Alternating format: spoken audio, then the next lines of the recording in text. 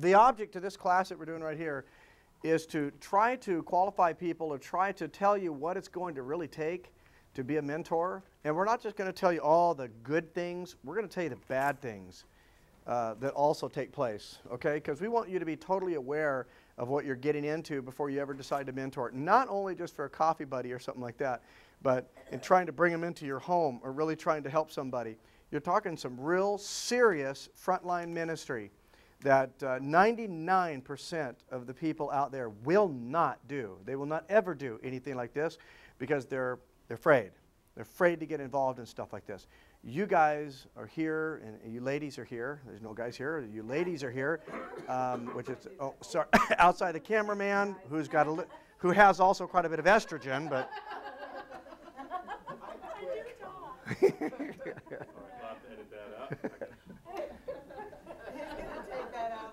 I want to walk you guys through a process, and so this should be an interesting process to you. But getting our feet wet, homes are a safe place. And for the most part, these notes are going to go all over the place. What I'm going to have up here, and I'll kind of direct you to the sheet when we're hitting the sheet, because there's a lot more in the sheet than I'm going to give you even on here. In getting your feet wet, you first have to realize that homes need to be a safe place. They need to be a safe place for you. They need to be a safe place for your children. They must remain, if you're going to be a mentor home, they must remain functional. You cannot have a dysfunctional home and invite people in your house and expect them to grow up and beyond their mentor home.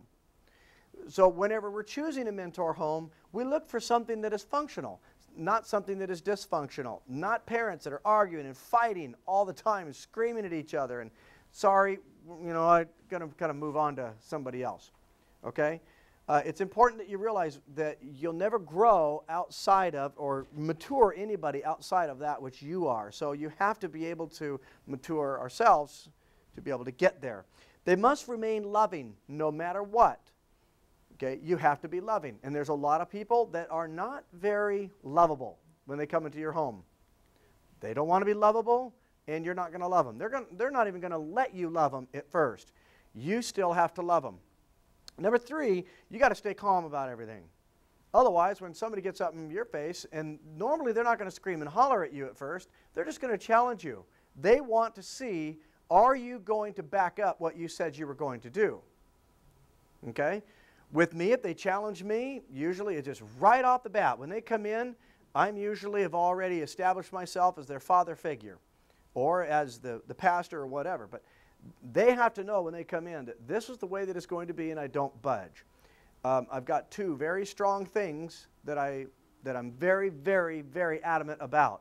And you need to be adamant about the same. If you have children at your house, then immediately the downstairs, where my younger children are, they don't go downstairs at night. Okay? The mentorees stay in a room upstairs. If you go by my French doors and you go downstairs, you are out. No questions asked. That's where my children are. We've been doing this for over 20 years. And for my wife and I, there's a security thing that we have in our home. Number one, if you go downstairs, I don't care if you're going for a glass of water, you can get water upstairs. You go downstairs, that automatically tells me, so just know coming in, because this is what I'm going to tell you. That tells me that you're going after my children. Oh, I would never go after your children. Good, stay upstairs, because otherwise that's exactly what you did, and you will be prosecuted for it. If you go downstairs, you're out, and I will go before the courts and say, this they knew for sure. They try to sneak downstairs, this is what happens. So instantaneously, it keeps them from coming up with all these little ideas of, I'm just going to go down and get a cookie, or I just wanted a glass of water. No, that stuff's out of the question. The second thing is, you will not stress my wife out. If my wife's stressed out, you're gone. And it's very hard to stress out my wife, okay, if you know my wife. But if you stress her out, you're out of here. And so they know that. When I come home and I'll tell them, you want to stress somebody out? Stress me out. We'll go out in the office and you can holler and scream and you can stress me out all you want. But if I come home and my wife's stressed out because of you, you're gone. I'm keeping my wife. Okay? So, through the years, we don't have people do that. And I just want to say up front, we really do love these people.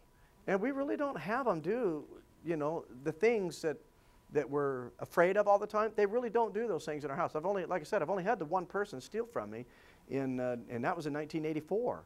So that was 22, 23 years ago. Okay? The rest of them, if they stole anything, it's a quarter maybe here or there, a dime that they see on top of the dryer, or, you know, we're pretty careful about even setting them up sometimes just to see if they will.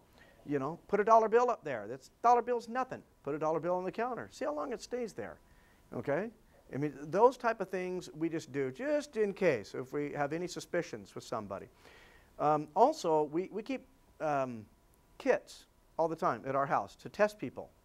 Once they start working in your home, we'll need to test them. Just find out every now and then if you have any suspicions at all. Don't listen to them because they'll tell you whatever. Okay? Bottom line is, this is really easy, cut and dried. Do a drug test. Okay? It's that easy. So you don't have to go through the rigmarole. Your home must feel safe for them. So if you have kids that are way out there and they're coming home and they're using or don't do it. Just don't do it.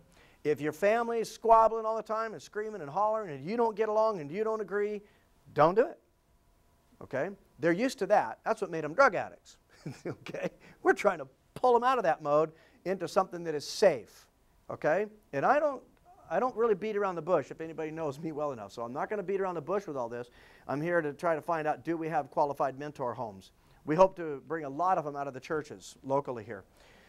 Your home has to be pretty organized because they're so disorganized that we somehow need to bring them in. And I'm not talking about your home needs to be just perfect museum clean, or that's not what I'm even getting into.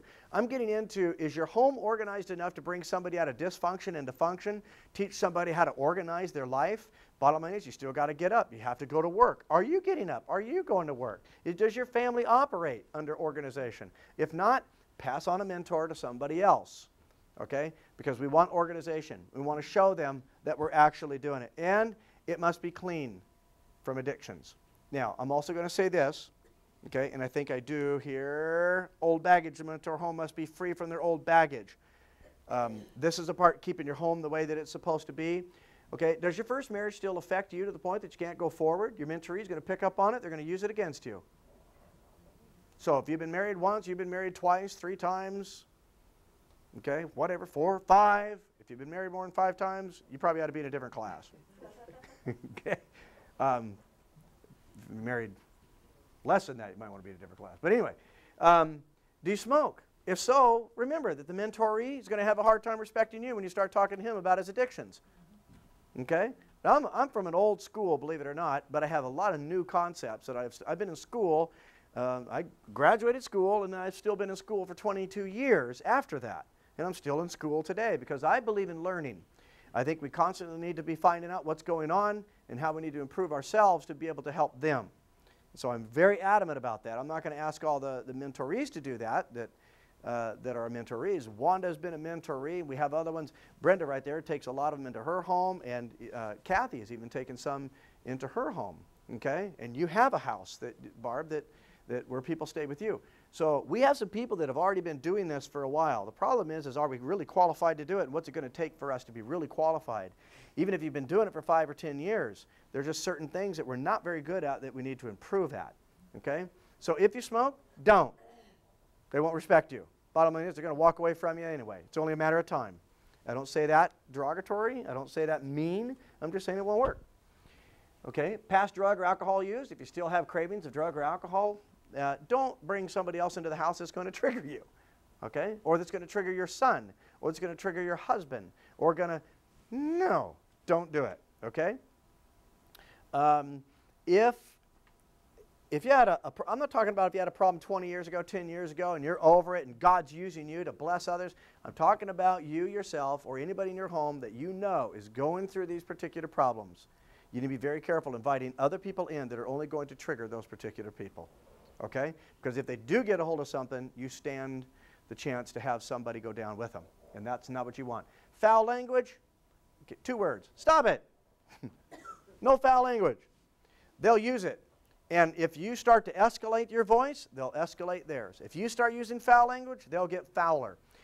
Christianity is something that they're looking for the true blue Christian world. And for people that have foul language, we get them coming back. And they talk about the Christians. Oh, I was there, been there, done that. Don't respect them. So this is coming from the addicts themselves. if we're going to be Christians, we need to be Christians. We're talking about Christian mentor homes, we need to act like Christians.